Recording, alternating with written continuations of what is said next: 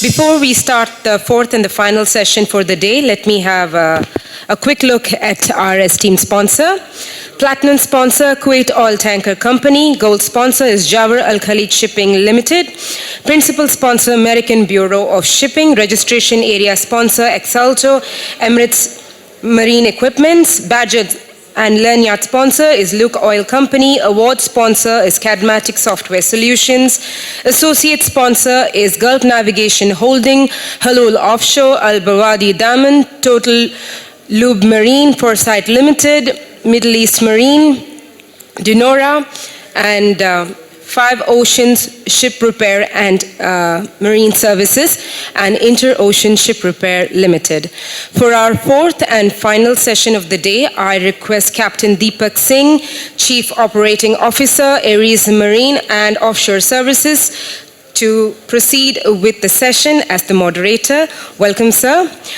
Deepak Vijay Singh is the Master Mariner by profession and a Master Class Certificate of Competency. He started his career in 1993 in the Merchant Navy and gained working experience in all classes. He has over 22 years of vast experience in marine and offshore industry and has been associated with some finest and renowned organization. Captain Singh also holds a DP Operator certificate from the Nautical Institute, UK. He is an offshore vessel inspection database training course, accredited surveyor, holder of International General Certificate in HSE, and DBOS as a member of the Nautical Institute. Welcome, sir. Thank you for that, gentlemen. And I think the first thing is for me to put on my list to cut that short, the introduction, so I'll do it on the next speaking event. I hope you all had a good lunch.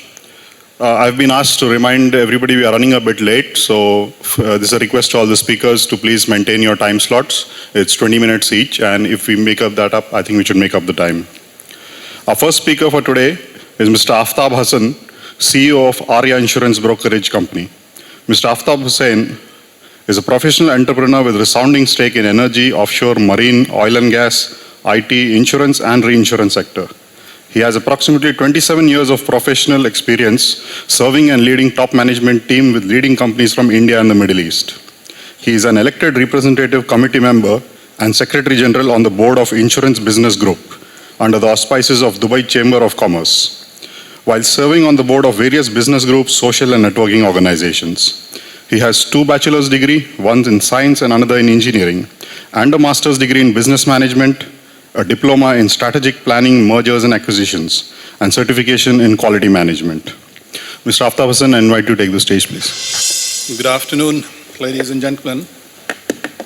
Normally, I was not expecting this crowd on the second day and the last session, because all the excitement goes for the night, for the award ceremony. So probably people have left for that. Nevertheless, the topic which I took it today is a topic which last few days it has been going on. Can't you hear? I have to talk loudly? Okay. Is it okay? Everybody here? Okay, because they were not hearing in the back. Okay, so the topic which is these days you are seeing cyber attacks. We are talking about new terminology, new nomenclature. Someone gave me a warning that, one of our reputed film star from South is Rajnikant, if you know that. And if someone from South, if he comes and he knows that actor, so he's a miracle actor and no one can conquer him, always in movies. And there is a virus attack on his computer, which is called ransomware, which is prevailing these days. On the paper you can read also this ransomware. And the guy who hacked has to give $1 million to Rajnikant to get rid of him because he hacked his computer. So these are the jokes which are these days in the air, and people are sharing. And then someone also comes back to me. They said there's another cyber attack at my domestic place, which was home, and the guy virtually picked my wife and asked for ransom.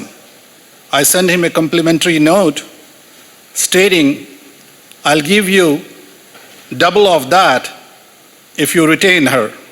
The topic which was given to me and which we chose is considering our industry, which is marine industry, maritime industry, and how vulnerable it is with this type of attack, cybercrime, and that was something which I need to talk about. But to talk about, just going on the subject, you have to understand, first of all, this is, so as I said, what to expect today. So what I'm going to talk about today. So for the convenience of all, let me start with what is cyber risk. When we say risk, we all sitting here in this room, coming from marine industry or the risk management industry, of course it's a risky affairs.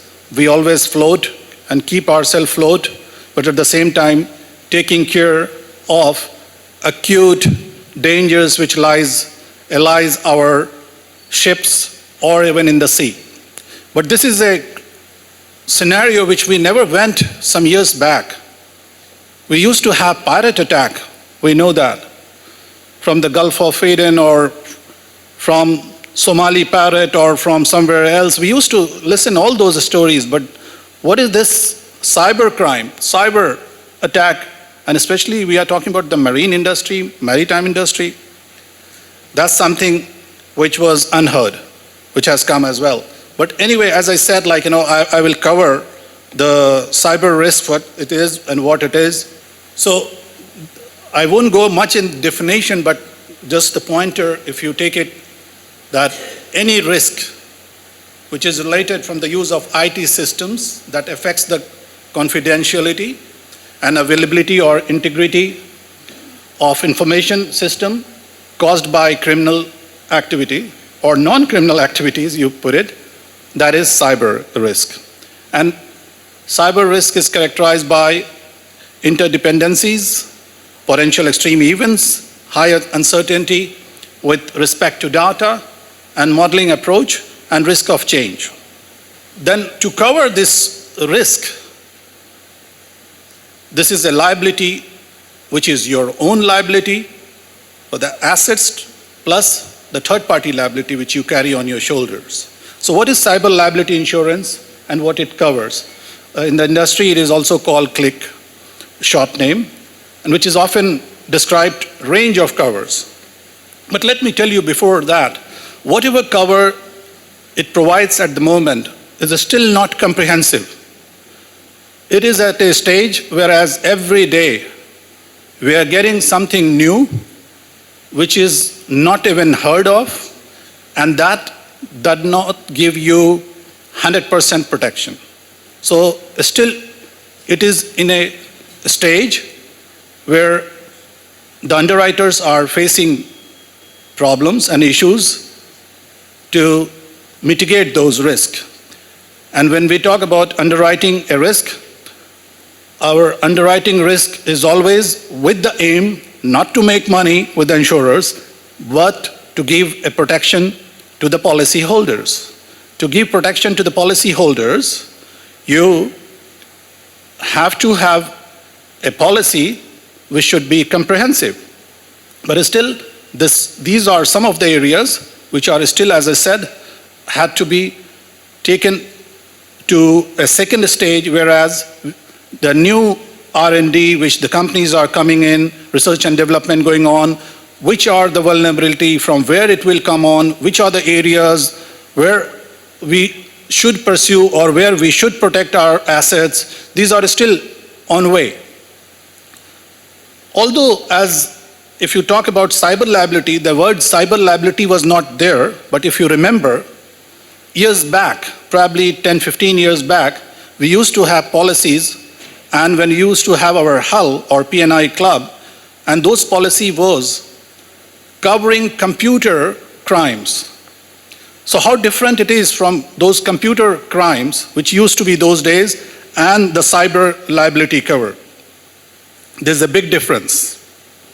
Because those were the days when we used to say it was related to in-house issues.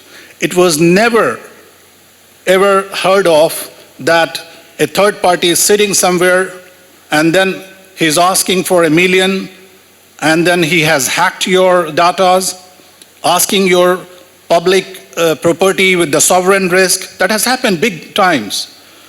So this is, I'm not going to read all the details here, but as I said, there are two ways, comprehensive, as is in any insurance, and the third party. So first party is cyber liability occurs when your own information company is hacked.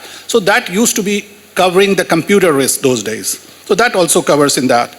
But there was no much issues on the cyber side those days that someone will ask for a ransom, which is something, a new phenomena. So what security threats did companies in 2016 latest, if we talk about? So we saw that growth of new malwares, and in 2016 third quarter alone, 18 million new malware samples were captured. Ransomware I was talking about is on the rise, and more than 4,000 ransomware attacks have occurred every day since the beginning of last year. And that's a 300% increase over 2015, where 1,000 ransomware attacks were seen per day. So how vulnerable it is. US insurers wrote approximately $1.3 billion in cyber coverage in last year, and this market could grow more than tenfold as indicated by 2022, which is $14 billion. So that's the massive. So again, coming to the trends in cyber, are these companies making changes to their security system after an attack? So this was a survey which was done, and you can see there are three colors in that. 52% have no change plan, and the reason it is that our industry, even if we talk about, which is focused on, you know how thin margin we work on at this moment, especially in maritime industry. Do you have that much investment available extra for such liability to take? So normally people, they close their eyes, they say, okay, that's all. I don't think this is going to happen for us. But end of the day, when it comes, so those people are on the 31% who have made their changes on the security plans. And 17% are still ambiguous and they are not sure. Now, as we said, budgeting after an attack. Organization who suffered attack last year, 45% expect budget to stay the same, as I said. And because it all depends upon your revenue versus your investment. Your operating expenses already is high, so people normally think of that this is something which is not that essential. So 2017 IT security budget forecast for cyber attack victims, and again 45% expect budget to stay the same, as I said, and 38% expect budget to increase, and 10% are ambiguous, 7% expect budget to decrease. Now, we were talking about causes and implications of cybersecurity risk. So, as we all see that, you know, all of human actions or illicit malicious action to introduce other cyberspace for intelligence reasons or to grab intelligence, that's what the main cause it is. Everybody wants to hack and to know what the other side is doing or your competitors are doing, or many other reasons, which are like stolen hardware devices. That's a common phenomena due to the shrinking size of device and ease of portability and loss of laptops if it is, or iPad or whatever. If someone then you get your data is in breach, email with multimedia or any incorrect if emails have been sent to any or any confidential information which was shared by employees mailbox. These are, then you have your data theft. This also occurs due to ineffectively protected data or as I said, like, people, they are not spending on sufficient your softwares which should protect them. So these are the causes which we tried to find out. And denial of service by cyber attack, whereby attackers bombard a site with a large number of requests that cause a system overload. They say, okay, click this, you will see Mr. Trump dancing. That's going on new. And people, out of curiosity, they go there, gone. Then you have cyber extortion. These are cases of threatening a direct cyber attack. And as I said, or by activation of implemented Trojan virus, unless a ransom amount is paid. Recently, 2015, when Saudi Aramco, the 3 days, they were not able to get into their own data, which was hacked. I'm not in a position to say that in 3 days, how much they paid, or was it their own inside story, or whatever, it was not declared. But we all know that 3 days, everything was a standstill. So this is what is happening. Damage of reputation, once it happens, your damage is reputed, companies even is damaged. So these type of causes which or implications of cyber attack which we can have on day-to-day life. So what to look for in your cyber liability policy? Cyber liability policy, as I said, protects you to policy holders from many things, but in the gist I can say it's a balance sheet protection. It's a protection of your organization, it's a protection of your information security, it's a protection of your privacy and confidentiality, it's a protection from the regulatory framework which you have to follow, it's a protection and then from the compliance or your website and media content liability, and it can help you crisis management and public relations cost. So coming to maritime industry now, as you see, pirates now have a better, more efficient weapon called internet. And in 2012, as per IMO records, I'm quoting there, more than 120 ships, including Asian Coast Guard vessels, documented malicious jamming of global positioning signals. In 2013, drug smugglers hacked a cargo tracking system at the port of Antwerp to avoid detection. And in 2014, again, a major US port facility suffered a system disruption by cyber intruders, locked multiple ship-to-shore cranes for several hours. So this is which we saw in the maritime industry. So when I look into cyber insurance in marine, what are the gap and what should we have the challenges faced in this particular industry on the cyber security risk? Basically, marine insurance policies, when you take, which exclude, as I was telling that those days, that computer-related liability, and you have to buy, that was a modular policy, which you have to, if you want, you can take it along with your marine policy, and losses resulting from computer and network security failure, that's all. Standalone cyber insurance may offer cover for data theft, incident response, network business interruption, cyber extortion, property damage, which is always excluded, and bodily injury, harm, death, which is also excluded. I have put it because whenever something is excluded, these are again modular, which you have to pay for. So it doesn't cover, but you can always buy. Threats to the maritime sector. In 2013, University of Texas researchers demonstrated that it is possible to change a vessel's direction by interfering its GPS signal to cause the onboard navigation system to falsely interpret a vessel's positioning and heading. Hacker caused a floating oil platform off Africa to tilt to one side, forcing temporary shutdown. Somali pirates employed hackers to infiltrate a shipping company's cyber system to identify vessels passing through the Gulf of Aden with valuable cargoes and minimal onboard security, leading to the hijacking of at least one vessel. Now, how to mitigate cybersecurity risk? What I observe that these data breaches are now a fact of life, and it will be there. The more, as we say, we get advanced, the same way you have hackers sitting there. So most of the time what happens is the companies who are selling the software, these companies are being, I should put it very cautiously, that these companies normally have a patch. So whatever software you buy, every year you again have to update.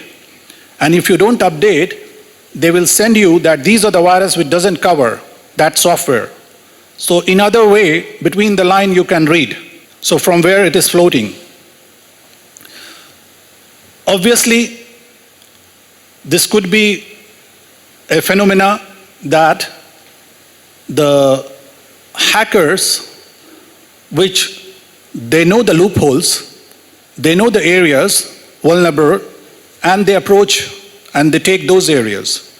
And most of the companies now, and even government, they have ethical hackers, and they have appointed ethical hackers, and those are the skilled hackers, but they have nomenclated them as ethical hackers, so that to mitigate and in advance to know what could happen, where are the loopholes, where are the gaps, and those are the people. Then they go back to the software companies or the companies who are in data protection, and they say these are the areas which you should protect. Now, one of the options, as we say, is also to buy cyber liability. Technology, as you know, is ruling, and I have been telling that, so I have covered this portion. Let me go to other. However, while there is a bright side, as I said, to the technology, it also comes with an inherent threat. I think I covered that as well. But for intimidating, cyber liability and cyber security insurance are essential in your business protection toolkit today, as other business insurance policies, such as we take fire, flood, theft, business interruption. Business across all industry sector and size of operations are vulnerable to cyber risk. Some of the elements of a cyber liability cover may be interconnected or overlap, which I will tell you how it is, from existing products, including those for business continuity or third-party supply chain issues and professional indemnity. If this overlap does exist, a decent cyber liability policy will ensure cyber risks are fully catered for.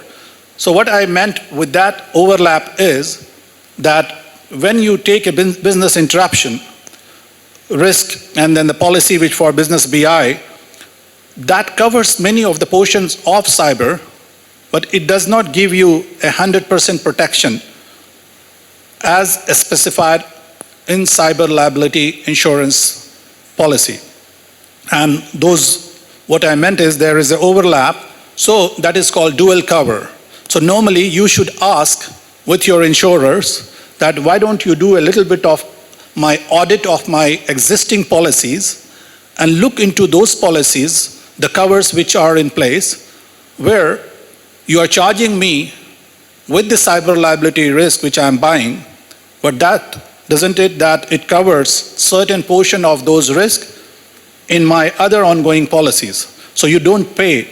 So that's called dual cover, which is not allowed to charge for. So this is not the platform to sell ourselves. But then, as I said, you should have your broker or advisor, your consultant. Getting the right broker or advisor or consultant is very important, because that's his day and night job to protect you, and he knows, he or she. The good specialist broker will save your time in determining what is right for your business. But remember that this may not be the broker you are currently using for your non-cyber risk. So it shouldn't be that you go back to your own broker who doesn't know anything on that. So you should first test the broker, because this particular underwriting capacity is not available everywhere. Let me tell you, even in this market, we tried.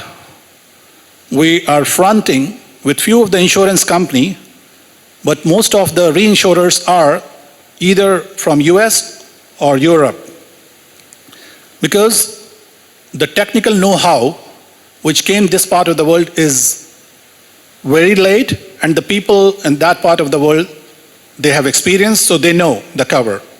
Now again, If you are working with an insurance company, you can always talk with them as well. But the only issue with the insurance company is, obviously, they are responsible for the product, but the insurance companies are responsible for providing support to your broker about your product as well, if you're working with them. In addition, they will decide if they are willing to take on your risk according to your completed proposal form and what premium you will need to pay. Choosing the right insurer can be the difference between paying little for cover that you will never be able to utilize in the event of an incident, or having cost-effective cover where the insurer understands the implications of a breach and the cost associated with it. So what happens is that normally these insurers have their own off-the-shelf product and they try to sell it to you. So it is advisable you hire someone, a services of an advisor, without paying any extra, because you're that broker or consultant or advisor is being paid by the insurers. So you don't have to pay him anything extra, but it will be better that you work with a company who knows that particular product, that particular risk. This is very important. Normally, it happens that we go with the big names and we say, okay, Mr. So-and-so is a friend and he's representing so-and-so and he can come. But then he or will try to sell off-the-shelf product. So this I have covered, that selecting the right policy for your business is important. Business model, industry, size, exposure, and so forth is a very complex exercise, which is why a specialist broker, as I said, and it is important to understand the support you receive as part of the cover, because some policies provide a point of contact who will handle everything from the moment the insurer has agreed the claim, and whereas others will let you manage the incident and decide which services you want to use from the list of suppliers. So that's the big difference. So, because I always say selling a product is very important, that if you sell your services rather than selling your product, because you are selling your services and you are selling your promises. What is this policy? The insurance policy, I always say that is a promissory note which you are paying for in the event of any breach or in the event of any vulnerability which you feel is something deemed fit to call the guy, you can call them. But if you go and call the insurers for that, they will wait and they will look into their own policy terms, conditions to safeguard themselves first and then look at the exclusions so that to come and talk to you. But if you talk with your underwriters and advisors and your own brokers, so broker can go and flex muscle with the insurance company based on the volume, first of all. It's not only your business, but it is the business of everyone which he's placing. Plus, he knows technically what to talk about. Now, question to consider at the time of buying is this policy.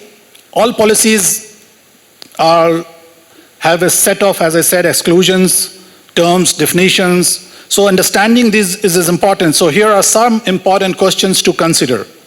What security controls can you put into place that will reduce the premium? This is very important to understand. Will you have to undertake a security risk review of some sort, or they will just give you like that?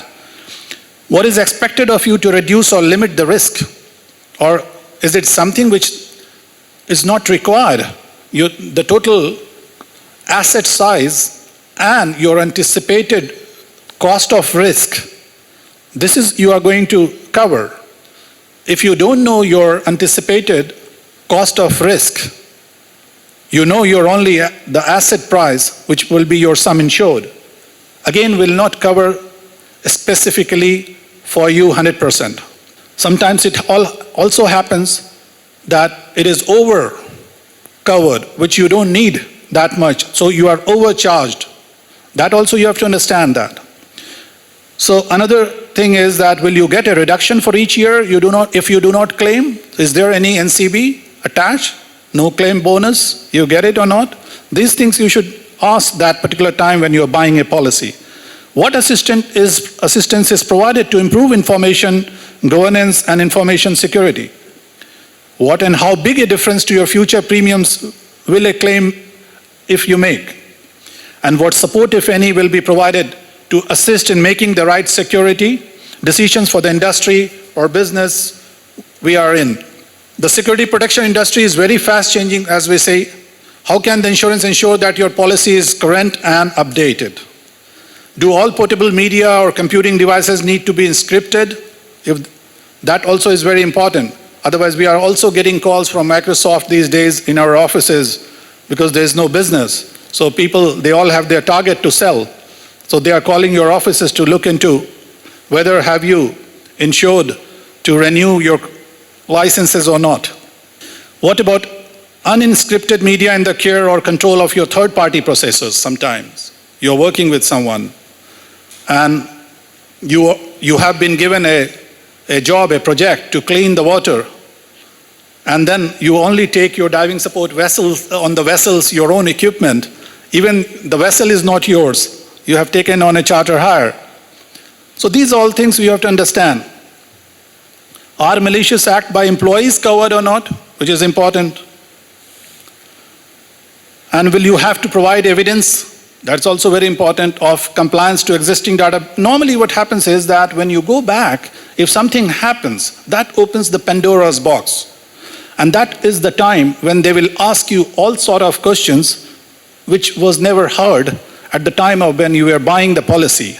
So that is very important to understand, that when you're buying a policy, you should know what are the eventualities which might happen, and that is something, if it was missed and if it was not provided, that's again is a breach. And they might come back to you, the insurers, and they will say that you have confided and this is a breach, and on this basis your claim will be denied. Although, as we say that ignorance is bliss, but it not. When it comes to ignorance of the law, there's no excuse. We are just not able to keep up works with all the compliance issues that may affect all the territories our company works in. Would you refuse a claim if you were processing data that may infringe laws in one country but not other? It can happen that the policy which you bought in UAE, your vessel goes to different countries. Is it covering if something happens which you are dealing with the government and you are caught there, the law of the land will prevail and you have to cover that risk. So you have to ask that which are the waters where your asset floats and where you normally visits, and those countries are covered or not. What if there is uncertainty around whether the incident took place a day before the cover was in place or in that particular day? These are the things. Are the limits for expenses grouped together in a way that the maximum limit that is covered is likely to be achieved very quickly unless you increase the cover? Are all and any court attendance to different claims from others covered? Could you claim if you were not able to detect an intrusion until several months or years have elapsed, so you are outside the period of the cover? As with the Red October malware, which was discovered about 5 years later. Now the conclusion, with respect to small and medium-sized SMEs, there are very simple policies available, but sometimes these raise more questions than they answer, as they do not always provide a long list of exclusions or terms and definition. And at least with detailed policy, you should know where you stand.